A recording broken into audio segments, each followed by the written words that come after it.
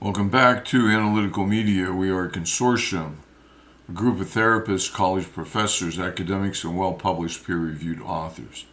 You can find our book on the subject of psychopathy entitled Descent into Darkness at Amazon.com. That's Descent into Darkness. That's a book about a psychopathic look at the murder of Travis Alexander by Jodi Ann Arias. So we're looking at it from the perspective of psychopathy. If you're interested in psychopathy, it's really one of the better books written on the subject. Today we're going to have an Ask the Therapist question, and here's the question that was sent to us. Is my husband manipulating me? Let me read you the question. My husband shows most of the signs of severe depression, but something's off. He gets incredibly moody and doesn't want to do anything. But he doesn't sleep more than usual and still showers twice a day. But it's the way he treats me when he's in these moods. He's sweet whenever it suits him, but really mean when he's quote unquote depressed. He gets depressed whenever I don't want to have sex with him or do anything he finds to be annoying. I never get to be hurt or have support because he immediately gets so upset at himself. I have to make him feel better. We can't afford therapy, and when we could afford it, he wouldn't go. He also has issues holding a job because of the stupid people he works with. Everywhere he works, it's the same thing. Is he really depressed or just narcissistic? Well, she goes over the usual signs of depression. Sleeps a lot, but she said he's sleeping the same as always. Doesn't shower. No, he showers twice a day. So he doesn't have any of the usual signs of depression or the common signs of depression. And when she displeases him in some way, by not agreeing to have sex with him when he wants to, or she does something that annoys him, so she has displeased him in some way, then he gets into the quote-unquote depressed mood. And at that point, he gets upset with himself, and she has to make him feel better, so she doesn't get to be the injured party. She doesn't get to act like it. She's taking care of him, more or less. The question is my husband manipulating me? And the answer is yes. Whether it's directly or indirectly, he is manipulating you. His behavior, his bouts of quote-unquote depression cause you to behave in a certain ways. Thus, he is manipulating you. So that's the short answer to your question. I think the unasked question was, is there anything I can do about this? What does this mean? The way he's behaving does not bode well for the relationship. He is displaying selfish, inconsiderate tendencies. He is concerned with himself and getting his way. I wouldn't call it narcissism because this is pretty normal. There seems to be a balance between husband and wife, their needs, a healthy balance in a good relationship. But in a poor relationship, one that is destined to failure, there is a selfish quality. And oftentimes it balances out because person A fights with person B, and since it's an equal battle, it's person A wins about as much as person B, so there's a balance. But if one person learns to fight differently, or in a unique fashion, as the husband is doing here, a fight for power, then the power balance can be way off. And it needs to be equal. It needs to be 50-50. No, it's not good enough. 60-40, 50-50. Two people, two halves, each half being equal. Now, this natural tendency to battle for your own, to save yourself against the other guy, is pretty normal in a relationship. Unfortunately, it would be better if it wasn't that way, but it is. Doesn't usually create much of a problem because mostly it evens out. However, if you have a power imbalance, this is a very bad thing for a relationship. If he gets his way 60% of the time, and you only get your way 40% of the time, most likely very bad things will happen. Cheating, deceit, a way to rebalance the relationship, ways to get more, whether honestly or dishonestly, tend to occur. Usually this is not because someone is evil or bad, but it's inadvertent. People don't recognize it's going on. Therapy will reveal it. And as I've mentioned in other videos, as we have brought forward in other videos, you want to be selfless in a relationship. You want to consider your partner equal to you. As such, you don't want to fight. You want to balance it out. You want to make sure you're treating her as well as she's treating you, or vice versa, you're treating him as well as he's treating you. That's the goal, not to win a fight. So you can maintain, think of it like a property dispute between you and the neighbor. You have a property dispute. Your neighbor's next door to you. There's a property line that separates their property from your property. If they fight to gain more property, your property, and you fight them to gain more property, well, it's like two equal forces pushing against each other. The property line never moves. It stays 50-50. And that's one way to do it. This goes back to the issue of, is it better to be loved in the relationship or be the one that loves in the relationship? Or is it better to love someone more than they love you? An interesting topic. And the answer is no. It's like saying in a fight that you are the one who's always going to make up. You're the one who's always going to say, let's stop this. Or your partners learn when they threaten to end a relationship, you immediately come around to them, to their way of thinking. And so you can discuss things, but anytime they're unhappy and they think they haven't won, they just say, well, maybe we should end the relationship. Whereupon, because you love them more than they love you, it's more of a loss to you than it is to them, and they win. There's a power imbalance. It's akin to that. But if you fight equally, you love the neighbor as much as the neighbor loves you, more or less, mixing metaphors here, then you can maintain that property line. They push as hard against you as you push against them. In the end result, the property line may move 2 feet one way, month by month, but it's going to return right to where it basically was 5 years before.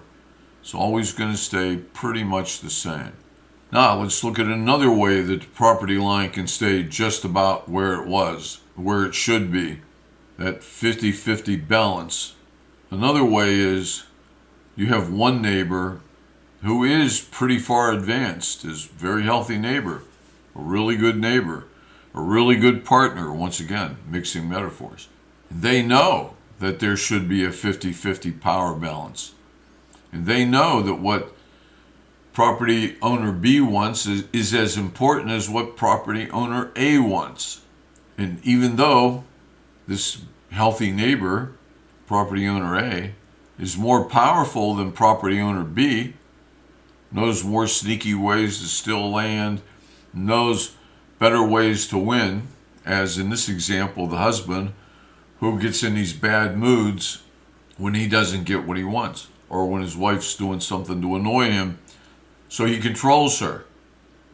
He controls her having sex with him, and he controls her doing annoying things. He makes her do things his way, or he goes into this quote-unquote depression. He's not neighbor A. He's not the guy who's really healthy, really good neighbor who understands the need to maintain the 50-50 balance. His wife's balance, her needs, the property line, the 50-50. He strives to maintain it. Yes, he could take it to 60-40, 70-30, with him being the winner, getting more power.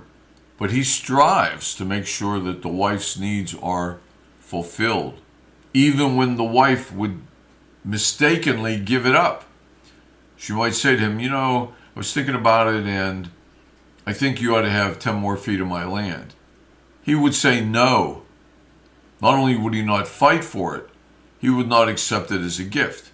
He wants to make sure all of his wife's needs are equally important to his own.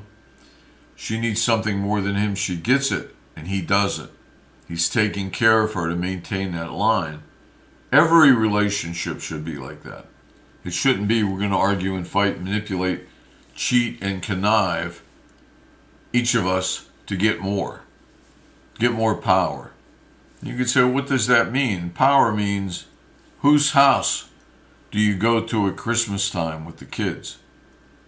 Is it always her house? Is it always his house? Because after all, now you're a Smith. You married him. You gave up your maiden name. Now you become a Smith. Obviously, then, Christmas Eves and Christmas days and all holidays must be spent with the Smiths, the in-laws, his mother, his father, his cousins, his brothers and sisters. Because you're a Smith now. You've given up being a whatever. That's power. And if it doesn't work out that way, well, he threatens the divorce, or he gets in a depressed mood and makes it hard to live with him. If you don't do it his way, he'll cause trouble at work and he'll lose his job again. That's a means of control. That's power in a relationship. Remember, it's not healthy to have 55% of the power, 60% of the power. It's bad for the relationship. And I could give you stories, examples from my clients where incredible things were done to restore that power balance, to pay him back.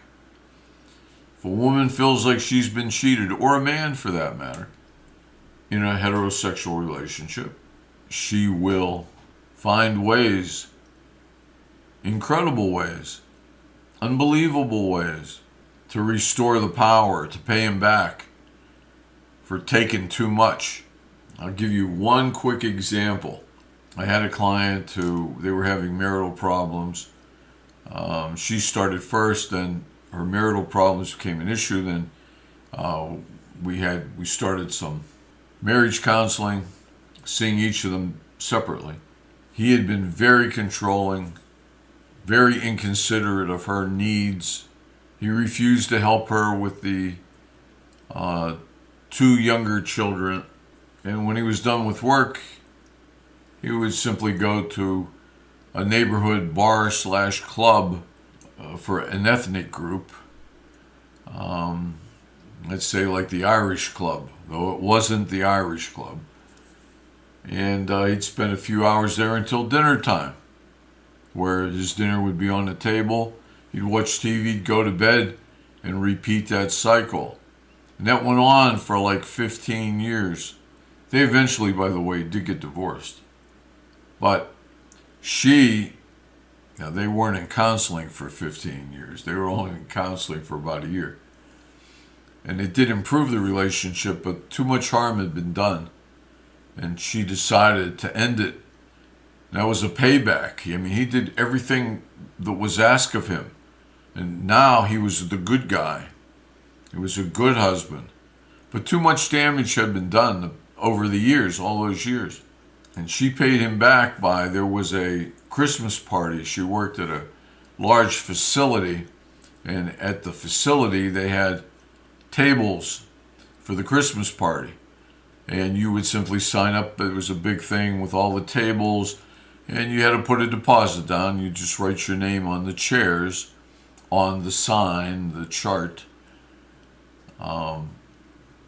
And she did. She paid for the whole table.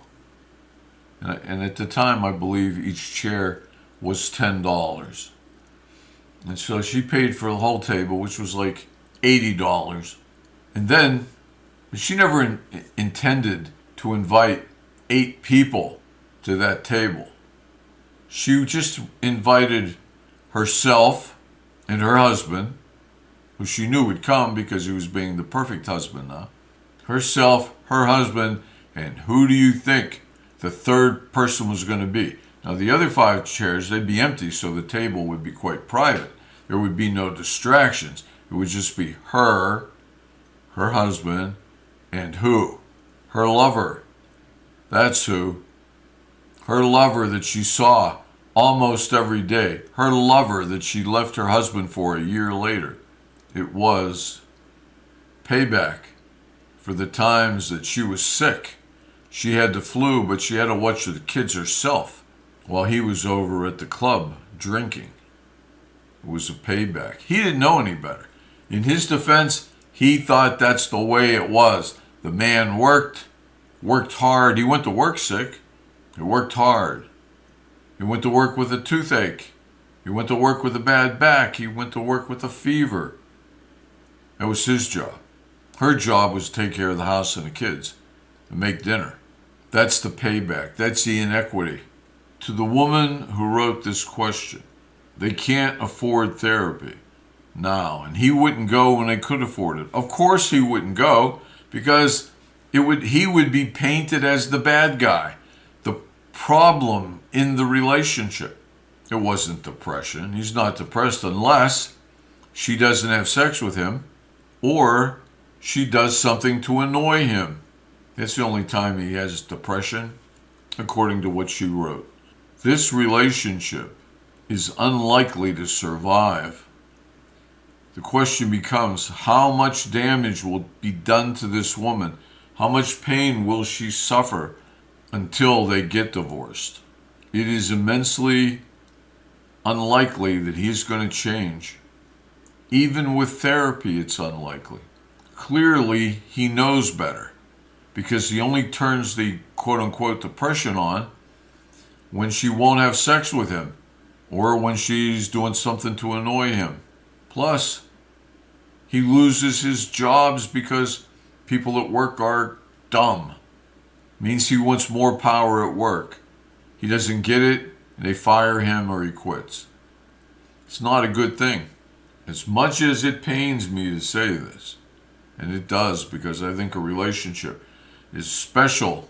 It's important. You should fight to maintain that relationship, to improve it, to make it better, to correct mistakes. That's what I believe. That's what we believe here. Every therapist here believes the same thing. We work the same way. You can't change someone who doesn't want to change. This man appears not to want to change. Remember, he wouldn't go to therapy when they could afford it. All the signs look really bad. And as much as I hate to say it, this is separation at least, and divorce would be the most expedient thing so that you may move on and look for that good relationship. And they are out there.